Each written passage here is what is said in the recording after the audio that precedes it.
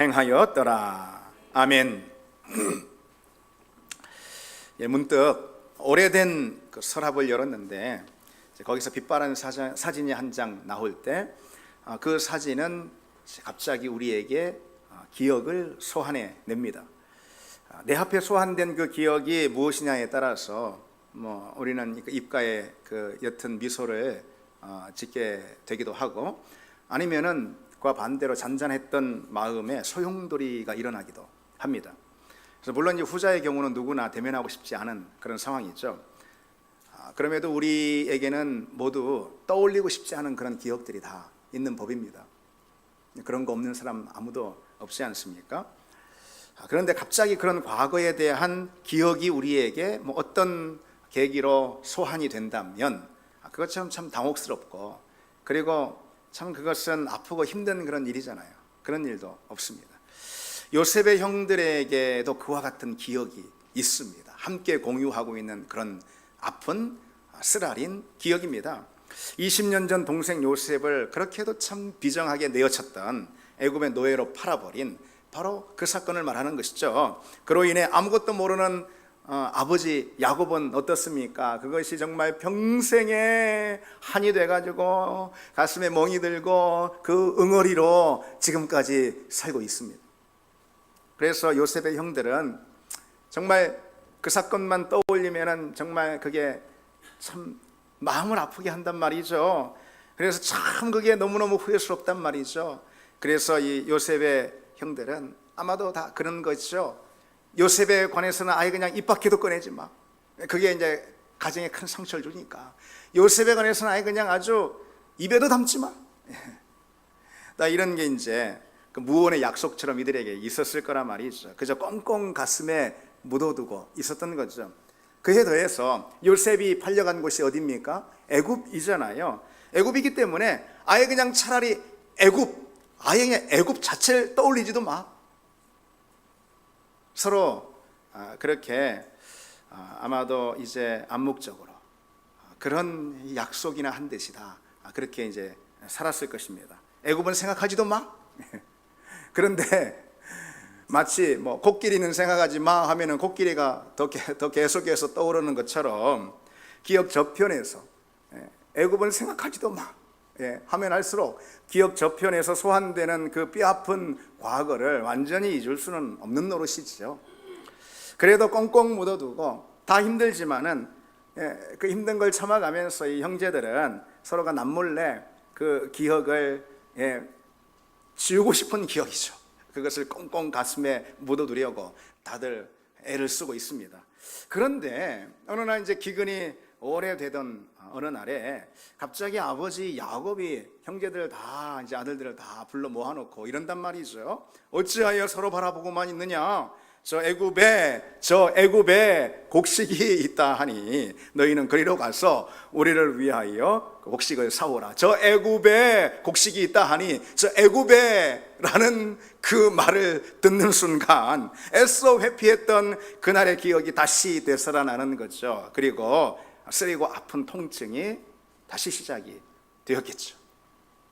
더군다나 아버지가 또 뭐라고 말합니까? 너희는 그리로 가서, 세상에 이런 일이 어디 있습니까? 이런 일이 애굽으로 가야 할 판입니다. 이런 끔찍한 일, 이게 무슨 운명의 장난도 아니고 말이죠. 이 기근의 때에 곡식이 있을 만한 곳이 있다면 그곳이 왜 하필 애굽밖에 없는가? 왜 하필 애굽이란 말인가? 요셉을 떠올리게 만드는, 그로 인해서 마음이 아프게 만드는 그 애굽, 왜 하필 그 애굽이란 말인가? 무슨 운명의 장난인가? 그랬을 것입니다. 더욱이 아버지의 이 말은 형제들의 가슴에도 비수처럼 꽂혔을 거예요. 애굽에서 곡식을 구해오면 우리가 살고 죽지 아니하리라. 또 이러는 겁니다. 요셉이 죽든 말든 팔아 넘겨버린 곳이 애굽인데 이제는 가족 모두가 살기 위해서 애굽으로 가야 할 판입니다. 그렇게 요셉의 형제들은 꼼짝없이 애굽으로 떠밀리게 됐습니다. 야곱은 아들들을 몽땅 다 보냅니다. 왜냐하면 조금이라도 더 많은 양식을 충분히 가져오기 위해서 아들들 다 보내는데 그 바람에 그날의 범죄를 모의하고 그리고 자행했던 이 아들들은 예외 없이 애굽으로 다 가게 된 거죠. 가능한 많은 양식을 가져와야 됨에도 불구하고, 그런데 오늘 야곱이 어떻게 합니까? 베냐민은 꺾이고 베냐민은 더 안 놔줍니다. 베냐민에게 뭐 큰 일이라도 생길까봐, 재난이라도 당할까봐 두려워서 베냐민은 보내지 않습니다. 여러분, 옛날엔 그러지 않았어요. 야곱이 이 정도는 아니었어요. 옛날에 왜 여러분 기억하시죠? 야곱이 양떼를 치고 있는 형들의 안부를 좀 살피고 와봐라 하면서 그 어린 요셉을 그 먼 곳까지 보냈잖아요. 우리 심부름 보냈잖아요. 출장 보냈잖아요. 그런데 지금 어디 감히 그런 용기를 야곱이 못 내고 있습니다. 야곱을 잃은 다음에는 베냐민도 또 그렇게 될까 봐. 그런 아버지의 모습을 보고 이 형들은 또 얼마나 또 마음이 괴로웠을까요? 그렇죠. 그렇게 요셉의 형들은 양식을 구하러 이제 애굽에 내려옵니다. 그리고 같은 목적으로 총리의 관저 앞을 가득 메우고 있는 그런 사람들 틈바구니에 섞여서 이제 대기를 하게 되는 거죠. 순서가 되자 이제 절차에 따라서 이 요셉의 형들은 총리 앞에 나가가지고 땅에 납작 엎드려서 절을 하게 됩니다. 여러분, 이 장면은 중요하겠죠. 성경의 이 장면은 20년 전 요셉의 꿈이 성취되는 그런 순간입니다. 여러분, 그동안 요셉이 얼마나 많이 아팠어요. 얼마나 많이 힘들었어요. 얼마나 많은 굴곡이 있었습니까? 얼마나 많은 인내가 필요했습니까? 요구되었습니까? 그 모든 세월이 이제 다 지나고 마침내 하나님의 그 꿈이 성취되었습니다. 그런데 단순히 형들의 절을 받는 거, 이게 하나님의 꿈의 성취는 아니라 말이죠. 요셉이 형들보다 더 높은 사람이 되어 높은 자리에 앉아 있는 거, 이게 하나님이 요셉에게 준 꿈의 목적은 아니죠. 요셉을 통해서 하나님의 큰 구원이 세상 가운데 펼쳐지는 거, 그게 하나님의 꿈의 목적이죠. 그리고 요셉을 통해서 야곱의 모든 가족들의 목숨이, 생명이 보존되는 것, 이것이 하나님의 꿈의 목적입니다. 형들이 그렇게 절을 하는 것을 보고 요셉은 하나님의 그 섭리에 전율했을 것입니다. 내가 그 어린 시절 뭣도 모르고 그저 꾸고 뭣도 모르고 그걸 막 발설했던 그 꿈의 의미가 이와 같은 것이구나. 하나님께서 내게 오래전 주신 그 꿈은 하나님께서 나에게 맡기신 사명이었구나. 하나님께서 이런 일을 펼치시려고 나에게 그와 같은 꿈의 약속을 주셨구나. 하나님의 섭리를 요셉이 알고 어느 정도는 요셉이 깨달아 알았을 거예요. 그리고 요셉은 전율했을 것입니다. 형들은 멀찍이 아마도 상상해 보건대 저 높은 자리에 앉은 요셉을 전혀 알아보지 못합니다. 그러나 요셉은 대번에 알아보네요. 그럴 만도 하죠. 아니, 저기 저 높이 앉은 애굽의 실권자가 어떻게 요셉일 수가 있어요? 이거는 꿈에도 상상할 수 없는 거죠. 어떻게 저 사람이 요셉일 수가 있어요? 아니죠. 그러나 가나안에서 왔다면서 밝히는 셈족의 남자 10명, 딱 요 구성으로만 봐도, 그냥 다른 것 말고 그 구성으로만 봐도 요셉은 충분히 자기 형들이라 이렇게 짐작할 수 있지 않겠습니까? 물론 그런 거 아니라도 요셉은 대번에 알았습니다. 형들을 마주하게 된 요셉, 이 순간이 왔어요. 형들을 마주하게 된 요셉. 그 순간 요셉은 여러분 어떤 생각이 들었을까요? 승자의 미소, 승자의 여유, 아니면 승자의 주도권, 그런 태도였을까요? 여러분?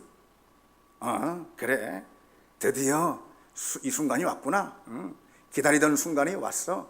여러분들 말이지, 내가 어떻게 좀 다뤄주나 내가 보여줄까? 그랬을까요, 여러분? 전혀 그렇지 않았습니다. 오늘 본문을 보면은 요셉에게는 그런 어떤 말하자면 승자의 여유나 승자의 태도 이런 게 요만큼도 보이지 않습니다. 다만 여러분, 요셉이 이 순간, 그러니까 20년 만에 형들을 대면하고 있는 이 순간, 요셉이 실제로 정말 간절히 알고 싶었던 것이 있었어요. 그동안 계속해서 요셉이 정말 알고 싶었던 것이 있습니다. 그동안 그 오랜 세월 고통의 순간마다, 특별히 고통의 세월일 경우 더욱더 묻고 물었던 질문이 있습니다. 그게 뭐냐? 형들의 진심이에요. 형들의 마음이란 말이죠. 형들의 마음은 어떨까? 내가 지금 이렇게 깊은 옥에서 신음하고 그리고 또 상처 가운데 있는 이 시간, 나를 죽음에 내던지도 애굽에 팔아버린 형들은 지금 이 순간 뭐 하고 있을까? 지금 형들의 마음은 어떨까? 아무런 죄책도 없이 그저 그냥 좋은 대로 살아갈까? 나를 불쌍히 여기는 그런 마음이 하나 없이 기억에서 나를 지워버렸을까? 그런 질문이 요셉에게 있을 수 있죠. 아니, 그런 질문이 요셉에게 가장 많이 스스로에게 던져진 그런 질문이겠죠. 요셉은 20년 전처럼 형들이 여전히 그렇게 자기에게 비정한 태도를 갖고 있는지, 그것이 형들을 만난 이 자리에서 가장 궁금한 내용이었을 겁니다. 그런데 여러분 생각해 보십시오. 요셉이 총리의 그 높은 자리에 앉아가지고 형들을 다그치면서 자기 자신의 정체를, 나 요셉인데 말이지, 자기 자신을 밝히고 다그치면서 당신들 그때 왜 그랬어? 그렇게 나쁜 짓 해놓고 말이지, 당신들 멀쩡히 잘 살고 있네? 내 고통은 안중에도 없고 잘만들 살았지? 정말 자책이라고는 요만큼도 없는 거였어? 그렇게 막 다그치듯 따져 묻는다면은, 여러분, 그 위세에 짓눌려가지고 형들 입에 어떤 진심이 나올 수가 없잖아요. 그것은 그저 죽지 않으려고 그냥 얼어붙은 채로 아니에요, 사실 그땐 그런 마음이, 그때 이후로 우리도 죽을 맛이었어요, 이거 진심이 담길 수가 없잖아요, 여기에는. 그래서 요셉은 진심을 알기 위해서 자기 정체를 감추고 신문을 하는 거예요. 그렇게 진심을 알게 되면은 요셉은 실은 자기 가슴속 깊이 이렇게 있었던 자기가 바라는 그런 진정한 화해까지도, 관계의 회복까지도 나아갈 수 있다는 그런 소망을 품은 채로 말이죠. 그래서 요셉은 자신의 정체를 감춘 채 이제 형들을 신문하는데요, 일부러 아주 형들에게 냉담하게 반응을 하면서 아주 가혹하게 신문을 하죠.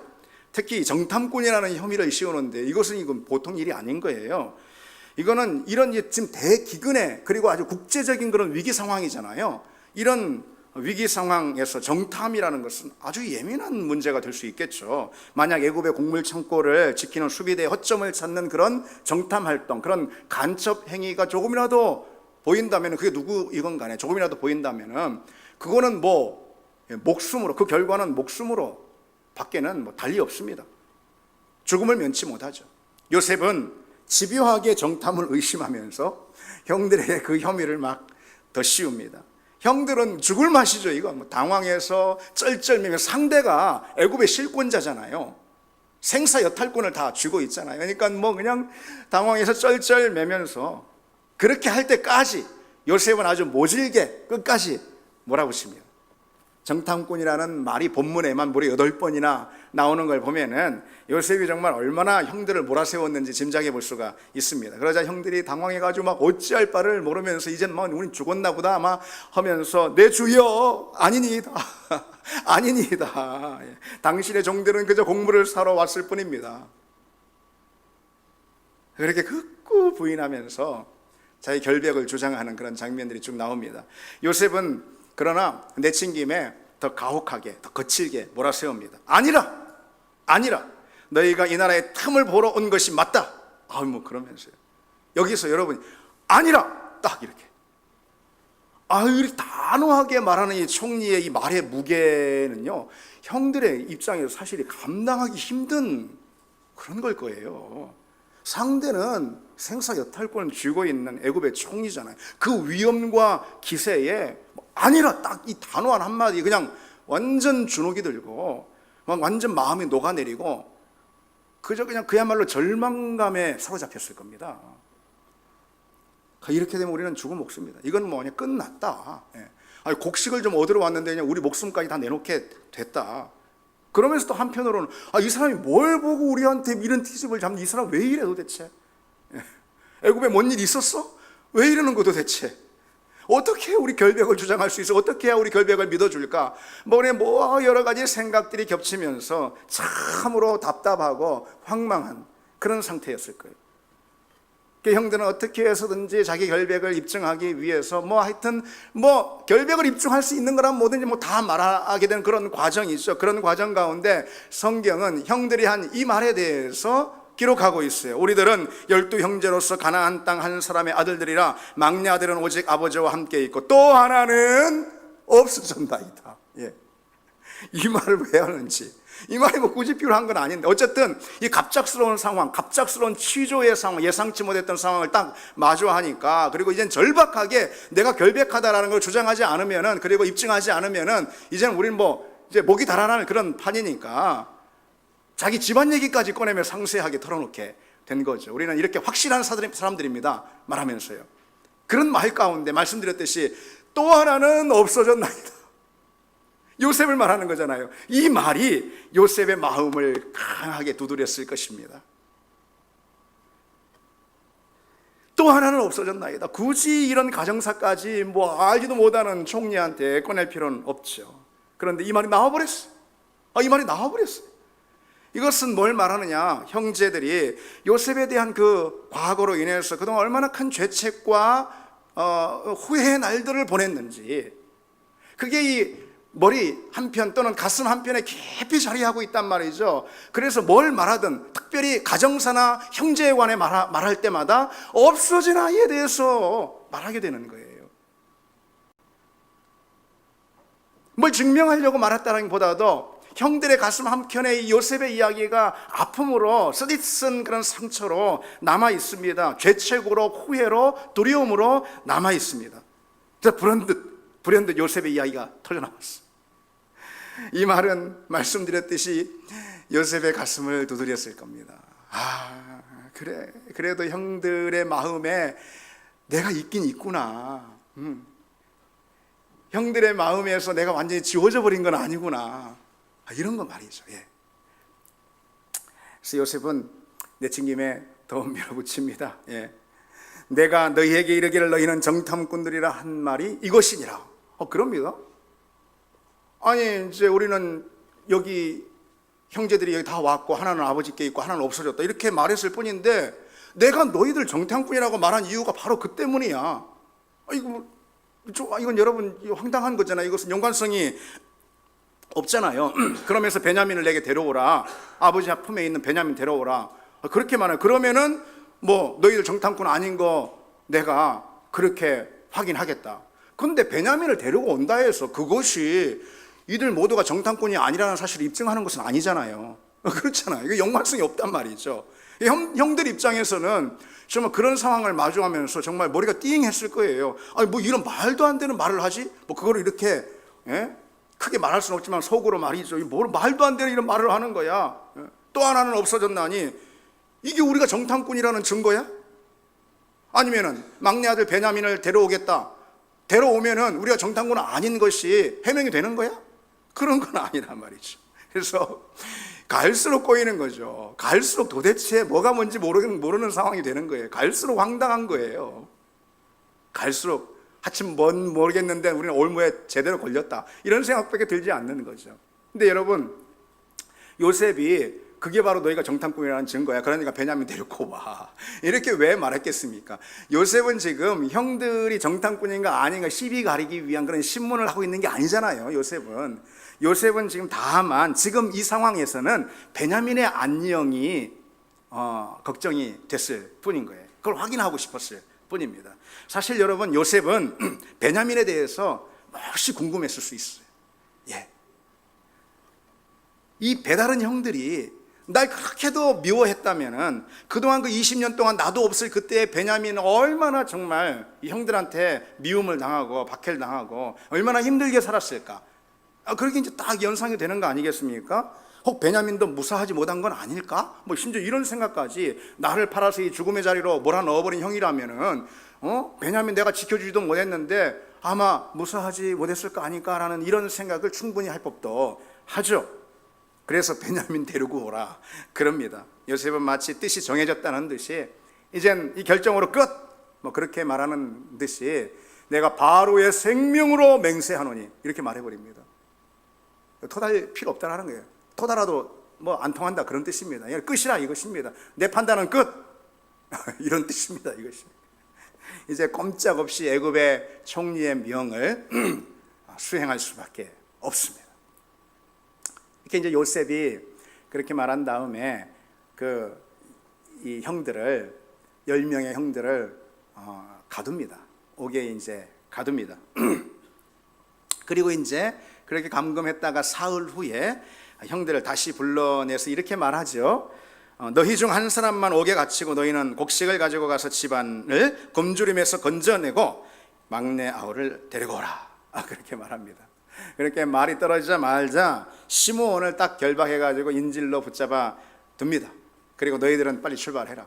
애굽의 총리의 이런 벼락 같은 조치가 딱 떨어진 거죠. 거기다 어떤 무슨 변명을 할 수도 그걸 어떻게 막을 수도 없습니다. 이제는 형들의 입장에서 보면은 정말 참 큰일이 터진 거죠. 큰일이 터졌어. 상상도 못한 그런 일이 생겼습니다. 황당하고도 끔찍한 일이죠. 그러면서 속으로는 정말 인간적으로도 우리 그렇게 말이지 결백을 그렇게 주장하는데도 정말 저 모진 애굽 총리가 꿈쩍도 하지 않는다고 이렇게 우리 말을 믿어주지 않는다고 하면서 형들은 마치 큰 절벽을 마주한 것처럼 정말 답답하고 굉장히 상황이 절망스러웠을 겁니다. 이렇게 간절하게도 애걸하고 있는데 자신들에게 닥친 그 화를 피할 수 없게 됐단 말이죠. 그러면서 그 순간 역시 과거의 기억이 소환이 되는 거죠.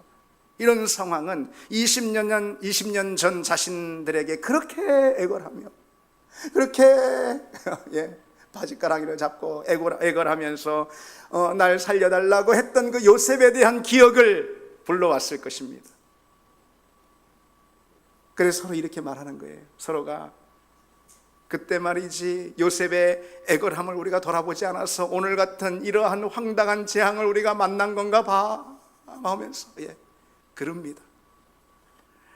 꽁꽁 묻어두었던 그 기억의 수문이 열리고 그날의 잘못, 동생에게 행한 그 몹쓸 죄가 형들의 마음을 괴롭게 찔렀을 것입니다. 그렇게 이들은 과거의 잘못에 직면하게 됩니다. 요셉의 이런 정체를 감추고 신문하는 이 과정에서 이 형들이 자신들의 과거의 잘못, 그것에 직면하게 되는 거죠. 성경에서 이 장면은 여러분 정말 굉장히 감동이 되는 그런 장면입니다. 지난주에 좀 곰곰이 묵상을 좀 해보셨습니까? 사실 이것은 이제 요 대목은 묵상할 때마다 굉장히 뭐라 할까요? 이 가슴이 울렁거린다고 할까요? 그런 장면입니다. 형들이 이야기하는 대목을 한번 보세요. 형들이 지금 아무도 못 알아듣는 줄 알고 히브리 말로 말이죠. 저 이제 요셉이 앉아 있고 이제 납작 엎드려서 10명의 형들이 말이죠. 아무도 못 알아듣는 줄 알고 히브리 말로 막 서로 이야기하는데 요셉은 그 형들의 대화를 들으면서 그들의 심리를 살피는 거예요. 그리고 마침내 형들의 진심을 엿볼 수 있게 됩니다. 형들이 뭐라고 말하죠? 서로 말하기를 우리가 아우의 일로 말미암아 범죄하였다 그랬습니다. 이 잘못을 분명하게 인정하는 거예요. 자기 죄를 딱 인정하는 거죠. 그리고 또 뭐라고 말하죠? 그가 우리에게 애걸할 때에 그 마음의 괴로움을 듣지 아니하였다. 진심으로 뉘우치는 거예요. 진심으로 동정하고 있는 거예요. 그때의 요셉에 대해 진심으로 동정하고 있는 거죠. 그리고 뉘우치고 있는 거죠. 그 다음 뭐라고 말하죠? 이 괴로움이 그 요셉의 괴로운 애걸함을 듣지 않았기 때문에 이 괴로움이 우리에게 임하였다라고 그렇게 말합니다. 이게 뭘 말하는 걸까요? 형들이 지금 가지고 있는 그 뉘우침과 자책이 그저 가벼운 것은 아니라는 걸 말해주는 거예요. 왜냐하면 이런 상황까지 적용하는 걸 보면은 이런 상황에 굳이 20년 전 일을 적용할 필요는 없잖아요. 그렇죠. 어쩌다 보니까 이런 참 회개망측한 일을 우리가 당했네, 이런 어려운 곤란한 상황을 당했네, 이렇게 생각하면 되는데 이걸 굳이 20년 전 우리가 요셉에게 그렇게 매정하고 비정하게 대하는 바람에 이런 재난이 우리에게 닥쳤으라고 연결할 필요가 없는데 그렇게 연결합니다. 왜요? 이때 딱 떠오른 건 아니거든. 이게 계속해서 가슴 한켠에 꽁꽁 넌 들어가 그 기억은 들어가 하고 있었던 이 요셉의 형들의 자책감 있죠. 그 후에 이것이 어떤 계기만 만나면은 번물처럼 터져 나오는 겁니다. 오늘도 마치 그와 같은 장면이죠. 근데 정말 형들이 괴로워하고 있는 것을 요셉이 목격하게 된 거죠. 여러분, 이 장면을 가만히 생각해 보면은 사실 이 상황이라는 것은요, 요셉의 형들이 굳이 그런 말들을 나눌 상황은 아니에요. 말씀을 이제 드렸듯이 그런 말 나눌 상황이 아니고, 정말 이런 상황이라면은 어떤 말들을 좀 나눴을까요? 이게 뭐 크게는 말 못하고 요셉이 앉아 있으니까, 그리고 그냥 관료들도 다 있고 뭐 그런 자리 아니겠습니까? 뭐 특별히 요셉의 형제들만 이렇게 몇 번씩 지금 대면한단 말이죠. 정탐꾼 누명을 쓰고 취조를 당하고 있는 그런 상황이잖아요. 그러니까 납작 엎드려가지고, 그래서 히브리 말로 한다면은 어떤 말들을 주로 할 수 있을까? 이 황당한 이런 일이 어떻게 이런 일이 있을 수 있어? 뭐 그러면서 고개도 쳐다보지 못하고, 저 사람 우리한테 왜 이러는 거야? 그런 말들을 할 수 있는 상황이죠. 아니면은 또 이런 말을 할 수도 있습니다. 야, 말이지, 너 3일 전에 말이지, 우리 3일 동안 갇혔잖아요. 그 다음에 지금 요셉을 다시 대면하는 거잖아요. 너 3일 전에 말이지, 왜 또 하나는 없어졌다면서 요셉의 이야기를 꺼냈어 말이죠. 재수없게 말이지, 그것 때문에 이렇게 걸려들었잖아 막 하면서, 왜 요셉 그 재수없는 놈을 갖다가 만약에 여러분 그런 형들의 대화가 있었고, 그런 대화를 통해서 형들의 진심을 요셉이 엿보게 되었다면 요셉은 정말 힘들었을 거예요. 그렇죠. 엄청나게 괴로웠을 거예요. 형들이 여전히 아직도 나에 대해서 그렇게 비정한 태도를 갖고 있구나. 굉장히 힘들었을 거예요. 그런데 다행히도 형들의 진심은 전혀 그렇지 않았어요. 완전히 그와 반대였죠. 형들은 자신을 애굽에 팔아버린 그때의 사건을 너무도 생생하게 기억하고 있는 거예요. 그날의 대화까지 하나까지 생생하게 기억하고 있는 거죠. 그만큼 그 가슴 가운데 뼈 아프게 그 사건이 자리하고 있는 걸 보여주는 거죠. 그리고 깊이 죄책으로 느끼고 있습니다. 서로 후회하면서 서로 괴로워하고 있죠. 특별히 르우벤이 형제들한테 말하는 장면이 있잖아요. 내가 그때 그랬잖아. 아마 이렇게 하면서, 내가 그때 그랬잖아 하면서, 그러지 말라고 했잖아. 그 핏값이 이제 우리에게 오는 거야 하면서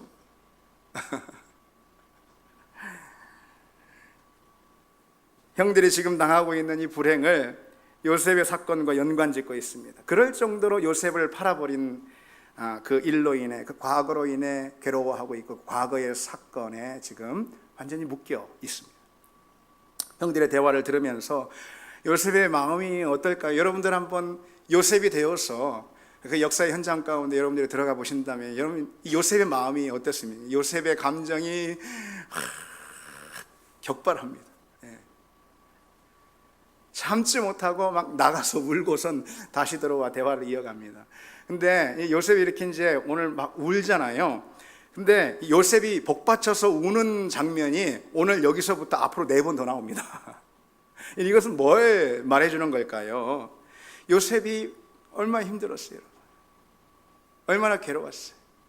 그렇죠? 그 마음은 얼마나 힘들었고, 그 삶의 모든 자리들은 또 얼마나 힘든 그런 삶의 연속이었잖아요.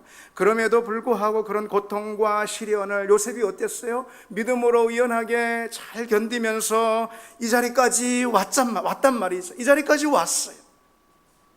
하나님은 그 믿음의 인내에 대한, 요셉의 인내에 대한 보상을 주시고 계신 것입니다. 형들의 그 대화를 통해서 요셉의 마음을 만지고 요셉을 위로하고, 그래서 요셉에게 위로와 감동의 눈물을 선물해 주시고 계시는 거죠. 이것이 여러분, 우리가 힘들어도요, 우리가 아파도요, 우리가 상해도요, 요셉처럼 우리 역시 왜 힘든 게 없겠어요? 왜 어려운 게 없겠어요? 그렇죠? 그래도 우리가 요셉처럼 요셉을 생각하며 옥에까지 들어갔던 요셉인데, 버려졌던 요셉인데, 우리 역시 믿음으로 인내해 나가면 하나님께서 오늘 요셉에게 주신 이와 같은 위로의 눈물, 감동의 눈물, 은혜의 눈물로 반드시 선물해 주실 줄 믿습니다. 그렇게 형들의 진심을 이제 요셉이 확인했어요. 그러자 요셉은 그간에 응어리졌던 모든 게 풀리면서 감정이 이제 극에 달합니다. 그러면서 상하고 아팠던 마음이 크게 위로를 받아요. 하나님의 은혜가 이제 요셉에게 임한 거죠.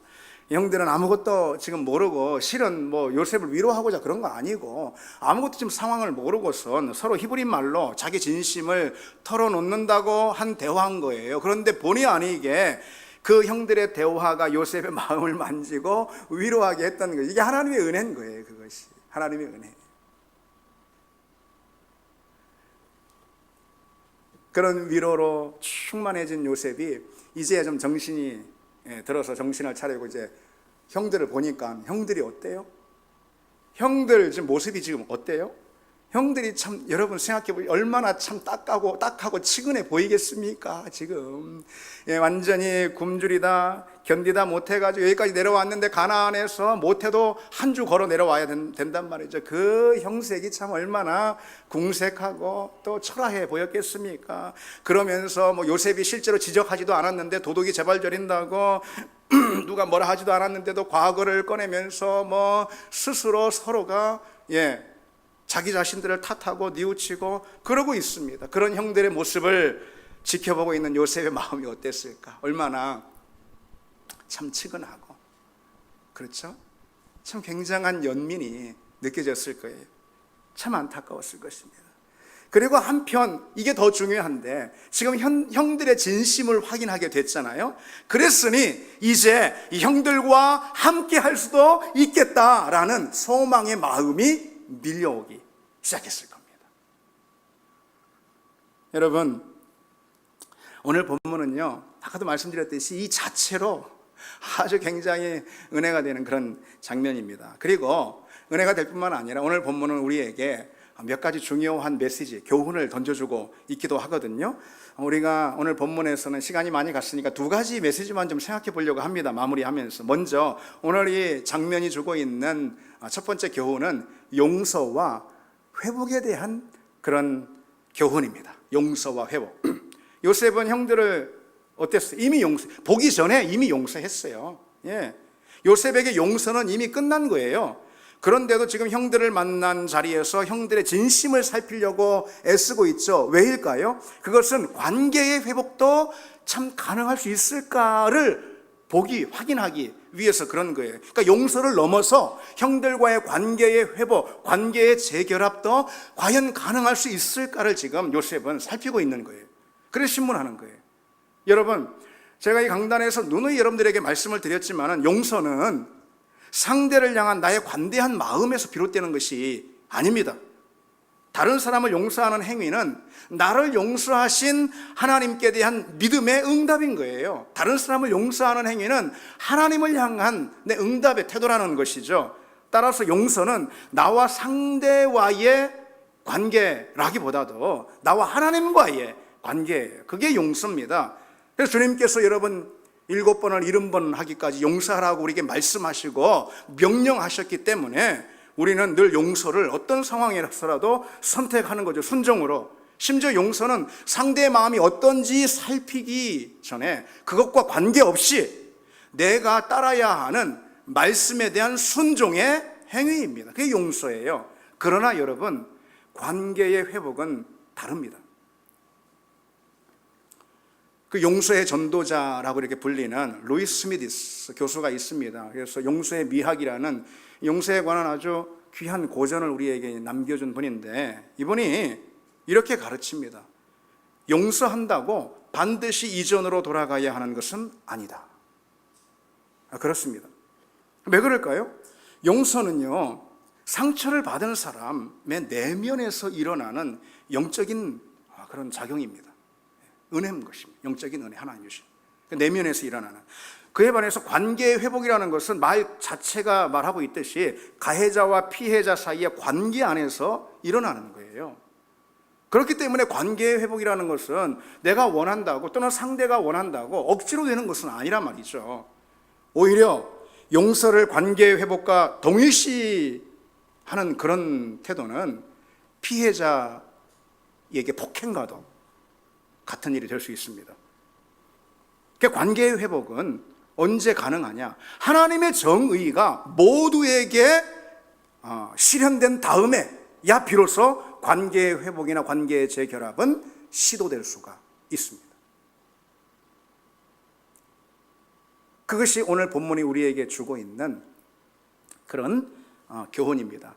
요셉은 결국은 관계 회복까지 나아갑니다. 왜? 형들의 진심을 확인했기 때문에 그렇죠. 또 한 가지 오늘 본문이 주는 교훈이 있습니다. 그 교훈은 요셉과 그의 형들이 향하고 있는 그 시선 있죠. 이 시선을 통해서 우리가 이 교훈을 얻을 수가 있는데요. 본문은 형들과 요셉의 시선이 지금 정반대를 향하고 있음을 계속해서 우리에게 부각시켜주고 있습니다. 형들은 어떠냐? 과거에 완전히 매여 있어요. 한마디로. 반면에 요셉은 어떠냐? 앞날을 바라보며 앞날을 지금 준비하고 있습니다. 이것이 계속해서 대비되고 부각되어 있습니다. 요셉은 지난 긴 세월 동안 형들에 대한 마음이 이미 정리가 됐다니까요. 상처는 다 잊었고 용서는 이미 다 정리가 되었어요. 그래서 지난주에 살펴봤나요? 그 아들 이름을 므낫세, 잊어버림, 이렇게 지은 바 있잖아요. 그러니 형들을 만난 지금은 그 관계, 용서는 됐고 관계의 회복이 가능한지를 엿보는 그런 시간인 거예요. 거기에 요셉의 마음이 모아져 있습니다. 그래서 신문을 합니다. 형들에게 일어난 하나님의 정의, 하나님의 정의가 반드시 형들에게 일어나야 되는 건데, 형들에게 일어난 하나님의 그 정의라는 것은 형들의 진심을 통해서 요셉 입장에서는 확인 가능하기 때문에 요셉이 계속 형들을 신문하는 거죠. 이게 뭘 말하는 거예요? 요셉은 앞날을 생각하는 거예요. 뒷일이 아니고 앞날을 잡고 앞으로 나아가고 있는 사람이 요셉입니다. 그에 반해서 형들은 과거에 묶여 있어요. 자기들이 저지른 죄에 붙들려 가지고 과거에 완전히 속박이 되어 있습니다. 그처럼 형들은 과거에 갇혀 있지만 요셉은 과거에 매이지 않습니다. 아마도 그거는 요셉은 피해자고 형들은 가해자이기 때문에 그럴 수 있다는 생각도 듭니다. 그러나 꼭 피해자냐 가해자냐 그게 중요한 게 아닙니다. 그걸 떠나서 과거에 매이는 인생이 되는 것은 참으로 불행하다. 피해자인 요셉도요, 어쩌면 훨씬 더 과거에 더 매일 수 있지 않습니까? 그 상처, 그 원망, 그 억울함, 그렇죠, 그 고통, 그래서 과거에 훨씬 더 많이 묶일 수가 있는 처지가 요셉일 수 있어요. 그러나 요셉은 그렇지 않습니다. 단호히 그렇게 하지 않았습니다. 우리가 지금까지 계속 살펴봤듯이 나아가 요셉은요, 용서를 통해서 과거에 지금 현재 철저히 갇혀있는 형들에게 자유를 줍니다. 그 형들을 풀어줍니다. 과거로부터. 요셉은 지금 앞만 바라보는 사람이기 때문에 그렇습니다. 요셉은 앞으로 나아가는 사람이, 그래서 요셉이 어떤 사람이에요? 꿈의 사람 아니겠습니까? 그래서 요셉이 꿈의 사람인 거예요. 우리는 그 점을 배워야 합니다. 꿈은 하나님이 주신 꿈이죠. 아픈 우리 과거를 구속합니다. 요셉은 그 꿈을 통해 아픈 과거가 구속이 되고 하나님이 그에게 또 던져주시는 미래를 향해서 현재에 충실한 그런 삶을 삽니다. 여러분, 우리는 종종 과거에 갇혀서 후회할 때가 참 많습니다. 어제도 후회하셨죠? 자책할 때도 많습니다. 어제 저는 굉장히 또 자책을 했습니다. 그런가 하면 분노합니다. 막 억울해하고요. 아니면 막 남을 원망하든지 아니면 막 자기 탓을 하든지, 그러다 보면은 현재를 살아갈 수는 없죠. 현재에 충실할 수가 없죠. 앞으로 나갈 수가 없어요. 우리는 과거에 매이지 말아야 합니다. 여러분, 과거에 매이지 말기를 바랍니다. 지나간 건 다 지나간 거예요. 과거예요. 지나간 일, 지나간 사람도 심지어는 다 과거입니다. 좋은 일이든 나쁜 일이든 지나간 건 과거예요. 아니면은 정말 친했던 사람이든 아니면 나에 좀 상처를 주고 아프게 했던 사람이든 어쨌든 그 지나간 사람이라면은 그 사람도 과거인 겁니다. 과거예요. 과거에 매여서는 안 됩니다. 가장 안타깝고 불행한 인생은 자꾸 과거에 매여서 과거를 소환하고 과거를 후회하고 자책하고, 그게 너무 지나쳐가지고 현재가 과거에 완전히 엄짝달싹 얽매여 있다면은 그거는 안 되죠, 여러분. 그러나 그런 사람 과연 있나? 여러분의 삶을 보십시오. 제법 그런 상황들이 참 많을 수 있습니다. 과거는 과거로만 남겨둬야 합니다. 그래서 여러분, 바울은 이 유명한 선언 고백을 하잖아요. 형제들아, 나는 아직 내가 잡은 줄로 여기지 아니하고 오직 한 일 즉 뒤에 있는 것은 잊어버리고 앞에 있는 것을 잡으려고 표대를 향하여 그리스도 예수 안에서 하나님이 위에서 부르신 부르심의 상을 위하여 달려가노라. 그럽니다. 뒤에 있는 건 잊어버리고 부르심의 상을 위해 달려간다. 뒤에 있는 건 잊어버리고, 잊어버리다라는 것은 뭘 말하는 거냐면요, 소홀히 하다 이런 뜻이에요. 그리고 무시하다 또 이런 뜻도 있습니다. 하나님의 사람, 하나님께 붙들린 사람은 과거를 말 그대로 소홀히 해야 한다, 이런 뜻입니다. 소홀히 해야 한다. 여러분 이거 잘 이해하셔야 되겠죠? 적어도 과거가 현재의 발목을 꽉 잡지 않도록 우리는 과거를 무시해야 하는 것입니다. 그게 지나간 일이든 아니면 지나간 사람들이든 과거에 대한 우리의 바른 태도라는 거죠. 이것은 여러분 사실 우리 교회에 가장 참 필요한 말씀이다라는 생각을 제가 이 말씀을 묵상하면서 해봤습니다. 건축으로 인해서 어려움을 겪었던 과거, 그 과거는 무시해야 합니다. 무시하다라는 게 어떤 뜻인지 아시겠죠? 그런 과거가 있었다라는 사실, 그로 인해 상처도 손해도 많았다라는 그 사실은 이제 좀 소홀히 해야 합니다. 그리고 앞을 향해 나아가야 합니다. 앞을 바라보고 현재에 충실해야 합니다. 그리고 또 하나, 어느 교회든 다 그런 경우가 있듯이 교회엔 지나간 사람들이 있게 마련입니다. 그런 일이 없으면 좋겠건만 그런 일들이 참 안타깝게 있습니다. 지나간 사람들이 있어요. 참으로 충성스럽게 교회를 섬기고 헌신했던 그런 사람들마저도, 그리고 또 그 가운데는 교회에 상처를 주고 손실을 끼치고 아픔을 준 그런 사람들도 하여튼 있을 수 있습니다. 어떤 경우가 됐든 지나간 사람은 과거입니다. 지나간 사람은 과거입니다. 지나간 사람은 과거로 남겨둬야 합니다. 사실 제가 이제 잘 그걸 못했어요. 여러분들은 아시는지 몰라도 제가 잘 못했어요. 지나간 사람들은 과거로 남겨둬야 합니다. 지나간 사람들의 우리 마음과 감정이 매이면 현재 우리 곁에 있는 사람들을 충실하게 사랑할 수 없기 때문이죠. 용서와 회복에 대한 교훈, 그리고 과거를 잊고 미래로 나아가는 이 교훈을 우리가 붙들길 원합니다. 이제 말씀을 맺겠습니다. 여러분, 주님의 십자가는 내 과거를 구속했다라고 말씀을 드렸습니다. 주님의 십자가는 능력이 있어서 내 과거의 모든 상처, 모든 허물, 모든 죄책, 모든 아픔들, 모든 기억하고 싶지 않은 모든 것들을 다 구속하시는 줄 믿습니다. 그러니 우리는 십자가를 붙들고 이제 앞으로 힘있게 나아갈 수 있습니다. 진짜로 주님의 십자가 안에 있고 주님의 십자가를 붙든 사람이라면 이제는 과거를 다 잊고 앞을 향해 전진할 수가 있고 그 용기를 가질 수 있음을 믿습니다.